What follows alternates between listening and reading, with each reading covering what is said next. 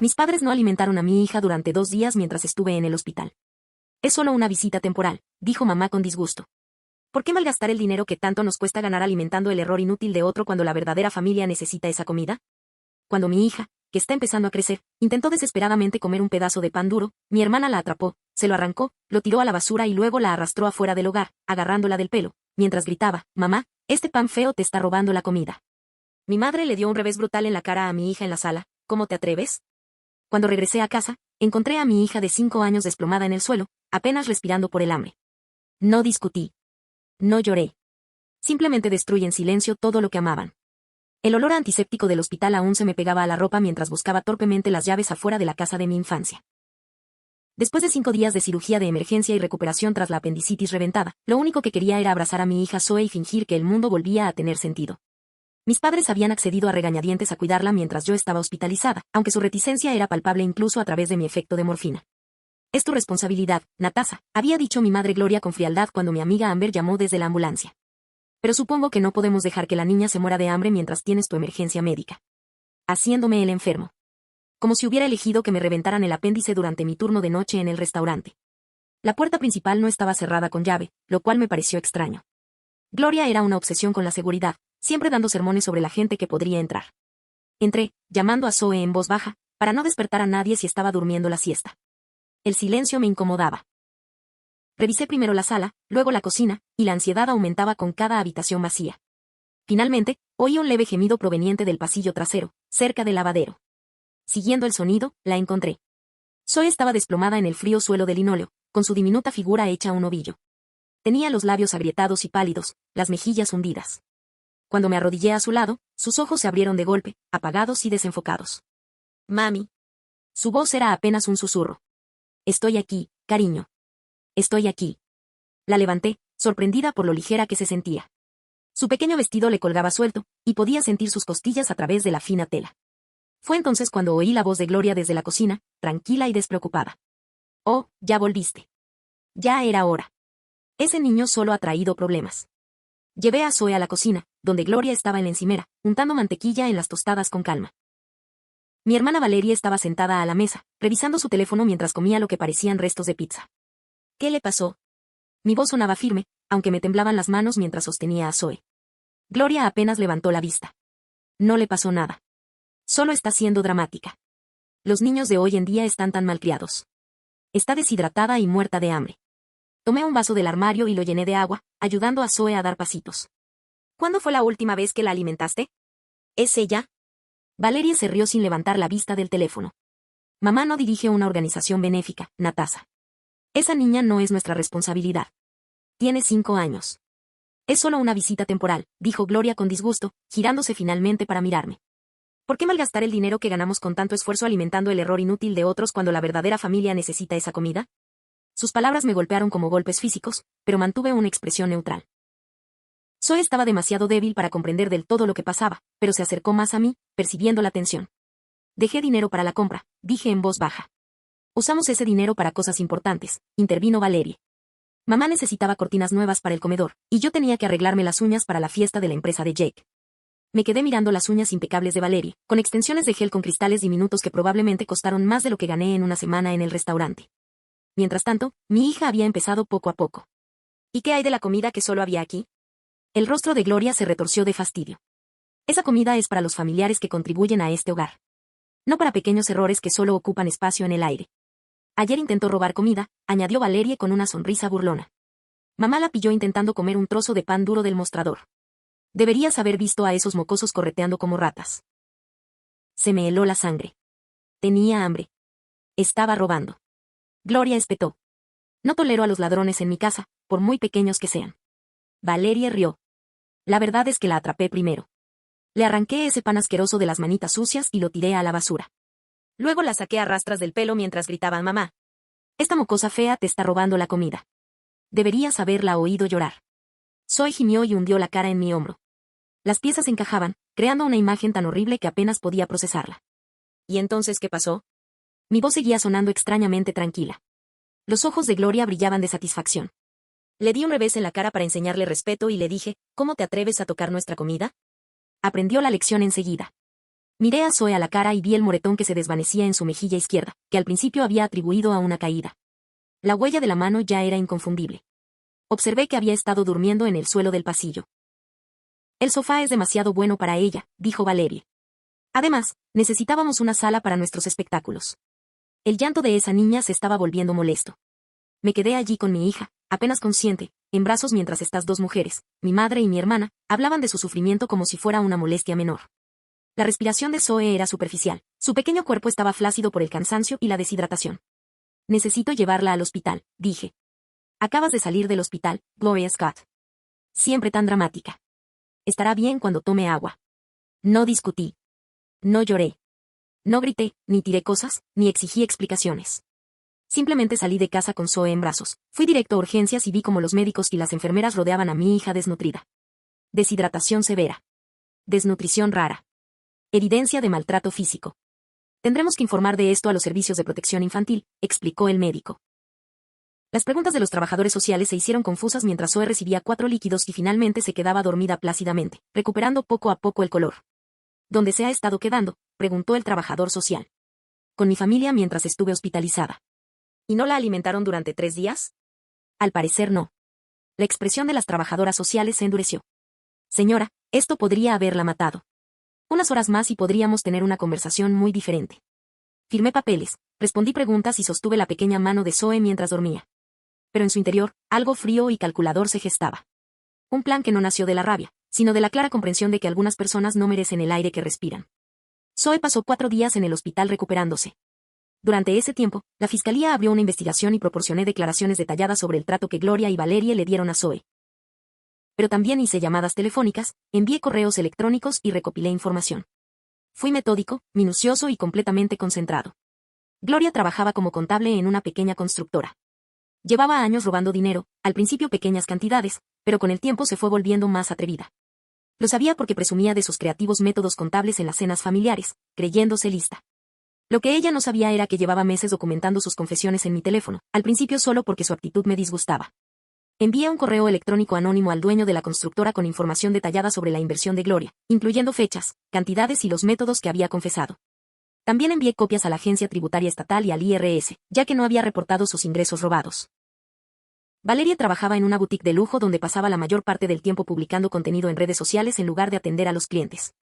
Vendía inventario de la tienda en línea y se embolsaba las ganancias, usando la cuenta comercial de la boutique para enviar artículos a los compradores y reportándolos como mercancía dañada en el sistema de inventario. Lo sabía porque presumía de su negocio secundario e incluso me mostró sus anuncios de ventas en línea durante una reunión familiar. Creé un informe detallado que documentaba la red de robos de Valerie, con capturas de pantalla de sus publicaciones de venta que había guardado y pruebas del informe de inventario fraudulento del que presumía. Se lo envié a su gerente, al dueño de la tienda y a la policía. Pero aún no había terminado. Gloria estaba obsesivamente orgullosa de su casa, del césped impecable, de los muebles caros, de la vitrina llena de objetos de colección que había adquirido durante décadas. A menudo mencionaba que su seguro de hogar estaba desactualizado y cubría mucho menos del valor real de sus pertenencias. Fue a renovarlo, pero nunca llegó a hacer el papeleo. La posesión más preciada de Valerie era su coche, un BMW flamante que había financiado con un interés astronómico para mantener su imagen.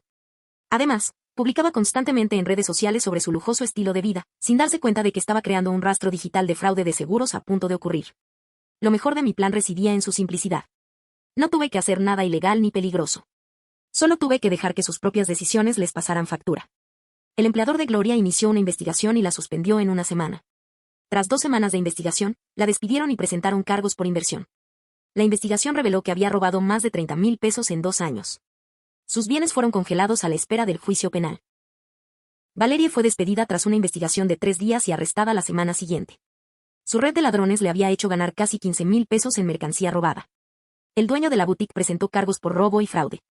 Pero la verdadera devastación vino cuando sus decisiones de estilo de vida los afectaron. Sin los ingresos de Gloria, no pudo pagar la hipoteca. La casa de la que estaba tan orgullosa se embargó en 3 meses. Su preciada colección de porcelana y sus muebles se vendieron en una subasta para pagar los honorarios legales. El BMW de Valerie fue embargado cuando no pudo pagar sus deudas sin su trabajo. Sus tarjetas de crédito estaban al límite de su capacidad, el contrato de arrendamiento de su apartamento estaba incumplido y sus redes sociales se convirtieron en una fuente de pruebas en su contra ante el tribunal. Los cargos penales se mantuvieron. Gloria fue condenada a 2 años y medio de prisión y a pagar una indemnización completa. Valerie recibió 15 meses de libertad condicional, además de antecedentes penales que la perseguirían para siempre. Además, los Servicios de Protección Infantil, CPS, presentaron cargos contra ambos por poner en peligro a un menor y maltrato infantil en relación con el trato que recibió Zoe. Observé todo desde la distancia, sintiendo una satisfacción casi religiosa. Zoe y yo nos habíamos mudado a un pequeño apartamento al otro lado de la ciudad, donde se recuperó poco a poco del trauma con la ayuda de terapia y comidas regulares. Ella nunca preguntó por su abuela ni por su tía, y yo nunca las mencioné. Pero las consecuencias de mi venganza calculada fueron más profundas de lo que había previsto. La ruina financiera de Gloria fue más profunda que simplemente perder su trabajo en la casa. La auditoría del IRS que solicité reveló años de ingresos no declarados, lo que resultó en multas e intereses adicionales que la perseguirían durante décadas. Su historial crediticio quedó destrozado, lo que le hizo casi imposible alquilar una vivienda digna o conseguir un empleo en su sector. La situación de Valerie se deterioró aún más rápido. Su arresto había sido tan público que llegó a los medios locales. El empleado de la boutique estaba involucrado en un elaborado plan de robo y la historia se extendió por las redes sociales. Su cuidadosamente seleccionada presencia en Instagram, antes llena de ropa de diseñador y cenas caras, se convirtió en evidencia de su fraude. Antes de su arresto, cada publicación donde mostraba mercancía que ella afirmaba haber recibido de sus regalos del trabajo fue capturada por los investigadores y utilizada en su contra en el tribunal. El efecto dominó fue hermoso en su plenitud. El trabajo de Gloria en la constructora le proporcionaba seguro médico, y perderlo significó que no podía pagar sus medicamentos para la presión arterial.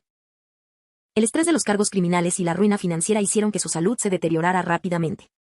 Siempre había sido vanidosa con su apariencia, pero la combinación del estrés, la mala alimentación debido a su presupuesto limitado y las enfermedades sin tratarla envejecieron drásticamente. El embargo del BMW de Valerie ocurrió en su lugar de trabajo, creando un espectáculo que aseguró que todos supieran de sus problemas financieros. Sus compañeros, que envidiaban su estilo de vida, comprendieron de repente que todo se había basado en el robo. Se convirtió en una paria en su círculo social, incapaz de mantener las amistades que se basaban únicamente en su aparente riqueza y estatus. Mientras tanto, documenté cada desarrollo meticulosamente. No por crueldad, sino por la férrea protección de una madre. Necesitaba asegurarme de que nunca más pudieran lastimar a Zoe, que nunca encontraran la manera de regresar a nuestras vidas cuando sus circunstancias se volvieran lo suficientemente desesperadas. La trabajadora social de CPS me aseguró que, con sus condenas penales por abuso infantil, nunca más se les permitiría tener contacto supervisado con Zoe. Las sesiones de terapia con Zoe fueron reveladoras de maneras que no esperaba. La doctora Stevens, psicóloga infantil especializada en trauma, me ayudó a comprender la magnitud de lo que Zoe había sufrido durante esos 5 días. Los niños de su edad pueden desarrollar ansiedad alimentaria persistente incluso tras breves periodos de inanición, explicó la doctora Stevens durante una de nuestras sesiones. El hecho de que Zoe esté comiendo con normalidad y no acaparando comida es realmente asombroso. Eso sugiere que su sensación de seguridad contigo es increíblemente fuerte. Las pesadillas de Zoe, cuando llegaban, no eran sobre hambre. Eran sobre el abandono, sobre mi ausencia del hospital. Durante una noche particularmente difícil, se metió en mi cama sollozando. ¿Y si te enfermas otra vez y tienes que dejarme con ellos? Nunca más te dejaré con ellos, te lo prometí. Nunca. Pase lo que pase, he hecho arreglos con personas que te amarán y protegerán. Era cierto. Actualicé mi testamento, establecí un fideicomiso y coordiné el cuidado de Zoe con mi amiga Amber, quien tenía hijos y comprendía la situación. Gloria y Valerie jamás tendrían acceso legal a Zoe, pasara lo que pasara. Al principio, la trabajadora social la revisaba con regularidad, asombrada por el progreso de Zoe. Pasó de ser una niña asustada y con los ojos hundidos a una niña de 5 años brillante y curiosa que reía y jugaba como debería haber hecho siempre. Has hecho un trabajo increíble ayudándola a sanar, me dijo la trabajadora social durante una visita. Es resiliente, respondí mientras veía a Zoe colorear la mesa de la cocina. Los niños son más fuertes de lo que la gente cree. Pero también aprendí detalles inquietantes sobre esos 5 días que Zoe, demasiado traumatizada para compartir al principio, no había compartido. En terapia, a través del juego y el arte, reveló que Valerie no solo le había negado la comida, sino que le había enseñado con ella. Comía galletas delante de ella mientras le decía que no se merecía ninguna. Preparando comidas elaboradas y obligando a Zoe a observar desde el pasillo mientras la familia real comía. Gloria había sido igual de cruel, en detalles menores. Había obligado a Zoe a pedir permiso para ir al baño, para beber agua, para sentarse. Había criticado todo sobre la apariencia de Zoe, llamándola desaliñada y desaliñada. Le dijo a Zoe que yo no la quería de verdad, que la abandonaría en el hospital y que probablemente no volvería. Estaban intentando quebrantar su espíritu, me explicó el Dr. Stevens en privado. Esto no fue solo negligencia, sino abuso psicológico diseñado para hacerla sentir inútil e indeseada. Conocer estos detalles solo reforzó mi convicción de que lo que había hecho era necesario. No eran personas que hubieran cometido un error ni actuado por desesperación. Eran personas que disfrutaban causando sufrimiento a un niño vulnerable. La belleza de mi plan de venganza se hizo aún más evidente con el paso de los meses. No había necesitado mentir, manipular ni quebrantar ninguna ley. Simplemente me aseguré de que sus delitos existentes se expusieran y de que su estilo de vida los atrapara. Gloria llevaba años malversando fondos, y yo solo me aseguré de que su jefe lo descubriera. Valeria llevaba meses dirigiendo un robo, y yo solo lo documenté debidamente para las autoridades. Su caída fue completamente autoinfligida. Yo solo fui el catalizador que desencadenó la reacción en cadena que desencadenaron por sus propias decisiones. 2 años después del incidente en el hospital, recibí una carta de Gloria. Me escribía desde la cárcel, rogándome que la visitara, alegando que había aprendido la lección y quería enmendar el daño. Tiré la carta sin leerla completa. Al principio, Valeria intentó llamar a cobro revertido desde la cárcel varias veces, pero como nunca acepté los cargos, dejó de intentarlo. La noticia de sus arrestos se extendió rápidamente por nuestra pequeña comunidad. Gloria siempre se había presentado como un pilar de respetabilidad, la mujer que asistía a la iglesia, colaboraba como voluntaria en campañas benéficas y criticaba a otros por sus faltas morales. La revelación de su malversación causó conmoción en su círculo social. Las mismas personas que antes veían su aprobación ahora murmuraban a sus espaldas sobre su hipocresía. La caída de Valerie fue igualmente pública y humillante. Sus seguidores en redes sociales, que envidiaban su estilo de vida, presenciaron en directo cómo su mundo se derrumbaba.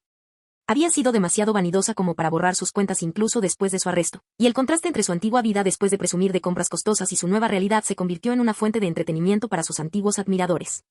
El periódico local cubrió ambos casos, aunque no relacionaron ninguna relación familiar. El custodio malversa miles de dólares de negocios locales y trabaja junto con un empleado de boutique acusado de robo. Guardé ambos recortes, no por malicia, sino como prueba de que finalmente se hizo justicia. Durante este periodo, me dediqué a reconstruir nuestras vidas con precisión metódica. Investigué las mejores escuelas de nuestro nuevo barrio, inscribí a Zoe en clases de. Cada decisión se tomó pensando en su recuperación. Nuestro nuevo apartamento se convirtió en un santuario. Dejé que Zoe eligiera el color de las paredes de su habitación. Ella le daba un toque a la suave lavanda que iluminaba sus ojos cuando el sol de la mañana le daba justo en el blanco. Plantamos hierbas en el alféizar de la ventana y le enseñé a ayudar a cocinar, mostrándole que la comida abundaba y siempre estaba disponible. ¿Y tengo algo para merendar, mamá?, se convirtió en una pregunta que hacía libremente, sin la vacilación que la había marcado en sus primeras semanas después del hospital. Mi respuesta siempre fue sí, siempre alentadora. Aprendió a confiar en que siempre habría suficiente para que nunca más tuviera que pasar hambre. Las sesiones de terapia también revelaron cómo Zoe había intentado protegerme durante esos 3 días horribles.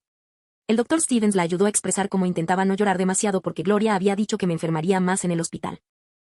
Cómo intentaba ser buena y no quejarse, con la esperanza de que así fueran más amables con ella. Ella internalizó el abuso como su culpa, explicó el Dr. Stevens. Eso es común en niños que han sufrido un trauma. Creen que si son lo suficientemente buenos, lo suficientemente tranquilos, lo suficientemente pequeños, el maltrato terminará. Esta revelación me rompió el corazón de maneras inesperadas. Incluso mientras la atormentaban y la privaban, Zoe intentaba proteger mis sentimientos y ganarse el amor mediante la obediencia. La intensidad de su crueldad al explotar el deseo natural de complacer de una niña me parecía imperdonable. Empecé a ser voluntaria en el refugio local para víctimas de violencia doméstica, en parte para procesar mi propia ira de forma constructiva y en parte para ayudar a otras mujeres y niños que habían enfrentado situaciones similares. Trabajar con familias que habían escapado de situaciones abusivas me dio perspectiva sobre nuestra propia recuperación y me ayudó a reconocer cuánto estaba progresando Zoe. Una noche, unos 8 meses después de que nos fuéramos de casa de Gloria, Zoe estaba jugando con muñecas cuando escuché su conversación. Estaba jugando a las casitas, y una muñeca era la mamá y la otra, una niña. No te preocupes, cariño, le dijo a la muñeca más pequeña. Mamá siempre volverá. Mamá siempre te cuidará y te dará de comer cuando tengas hambre. La escena era a la vez desgarradora y esperanzadora. Estaba reescribiendo la narrativa a través del juego, creando la seguridad que le habían negado durante aquellos días terribles. Un año después, me encontré con la antigua vecina de Gloria en el supermercado. Me contó lo conmocionados que estaban todos por los arrestos, la ejecución hipotecaria, el escándalo. Tu madre parecía una mujer muy respetable, dijo la vecina. ¿Quién hubiera pensado que era capaz de semejante cosa? La gente muestra su verdadero carácter cuando cree que nadie la ve, respondí. El vecino asintió con compasión. Es terrible lo que le pasó a esa pobre niña. Zoe, ¿verdad? Espero que ya esté mejor. Está prosperando, dije con sinceridad. Ahora está en el jardín de niños, haciendo amigos, aprendiendo a leer. Está justo donde debe estar. Zoe estaba realmente prosperando. La niña hueca, tramposa y asustada que se había desplomado en el suelo de Gloria era ahora una niña segura de sí misma que sabía que la querían y la protegían. Había empezado a llamarme mamá en lugar de mami después de mudarnos a nuestro nuevo apartamento, un pequeño cambio que, de alguna manera, se sintió monumental. 2 años después del incidente, recibí otra carta de Gloria. Esta vez era más larga, más desesperada. Había salido de prisión, pero no encontraba trabajo con sus antecedentes penales. Vivía en un centro de reinserción social, luchando por llegar a fin de mes.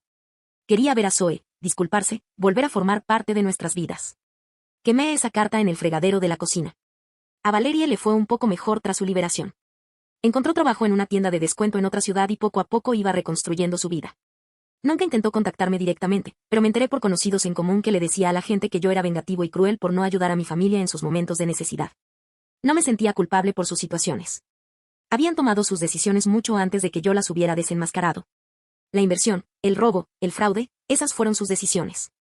Simplemente me aseguré de que mis acciones tuvieran consecuencias. Zoe empezó primer grado en nuestro nuevo barrio, donde nadie conocía nuestra historia. Hacía amigos con facilidad, invitaba a sus compañeros a jugar y nunca mencionó que tuviera hambre ni miedo.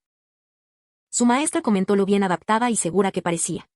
Es una niña tan dulce, me dijo la señora Anderson durante las reuniones de padres y maestros. Es muy empática con los demás niños, siempre comparte su merienda e incluye a todos en los juegos. Sonreí ante eso.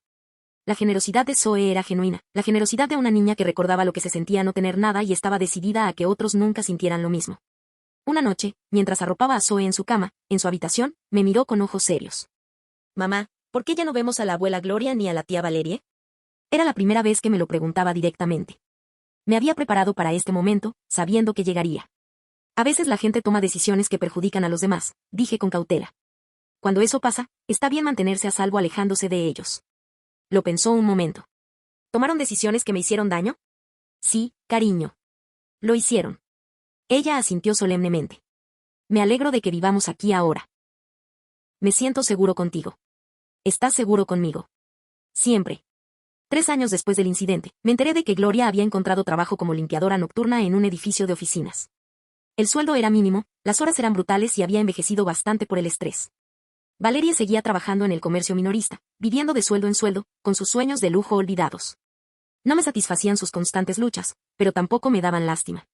Decidieron dejar morir de hambre y abusar de un niño de 5 años a su cargo. Cada adversidad que enfrentaban era simplemente la consecuencia natural de ser el tipo de personas que podían mirar a un niño hambriento y sentir solo desprecio. Zoe tenía 7 años, destacaba en la escuela y participaba en gimnasia.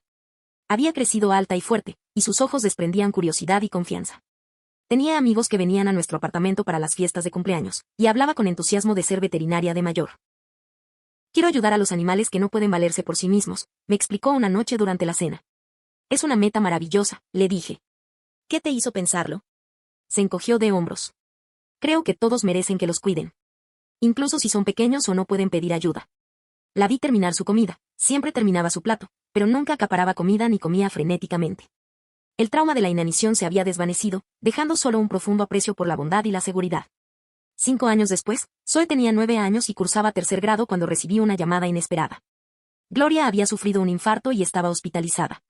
La encargada del centro de reinserción social encontró mi número entre sus efectos personales como su contacto de emergencia. Pregunta por ti, dijo, y por alguien llamada Zoe. Colgué con esa respuesta. Esa noche, Zoe me encontró sentada tranquilamente en la cocina, procesando la noticia. ¿Está todo bien, mamá? ¿Tu abuela está en el hospital? Dije simplemente. Está muy enferma. Zoe se subió a mi regazo, algo que rara vez hacía ahora que estaba creciendo. ¿Estás triste?, pensé con sinceridad. No, cariño. No estoy triste. ¿Está bien? Sí, está bien. No tenemos por qué sentirnos tristes por quienes decidieron hacernos daño, aunque sean familiares. Se acurrucó más cerca.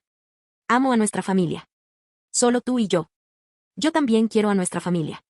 Gloria falleció 2 días después. El funeral fue pequeño, solo unas pocas personas del centro de reinserción social y su antiguo vecino. No asistí y no se lo conté a Zoe hasta semanas después. Valeria me llamó después del funeral, llorando y acusándome de ser cruel. Era nuestra madre, Natasa. ¿Cómo es posible que ni siquiera vinieras a su funeral? Dejó de ser mi madre el día que decidió que mi hija no merecía ser alimentada, respondí con calma. Destruiste a nuestra familia por un solo error. Yo no destruí nada. Simplemente dejé de proteger a quienes no la merecían. Valeria me colgó, pero no había terminado. ¿Y Valerie? No fue un solo error. Era un patrón de crueldad que revelaba quién eras en realidad. La malversación de fondos y eso solo confirmaban lo que ya sabía. Habían pasado 6 años desde aquel horrible día en que encontré a Zoe desplomada sobre las 4 patas de Gloria. Ya tenía 10 años, era segura y feliz, sin recordar haberse sentido nunca desamparada o indeseada. Construimos una vida juntas llena de seguridad, amabilidad y respeto mutuo. Nunca le conté a Zoe todos los detalles de lo que su abuela y su tía le habían hecho. Sabía que habían sido crueles y por eso ya no los veíamos. Eso era suficiente.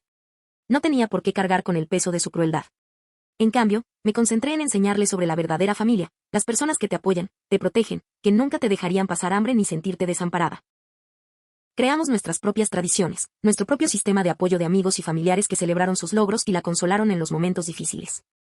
El apartamento al que nos mudamos después de dejar la casa de Gloria se había convertido en un verdadero hogar.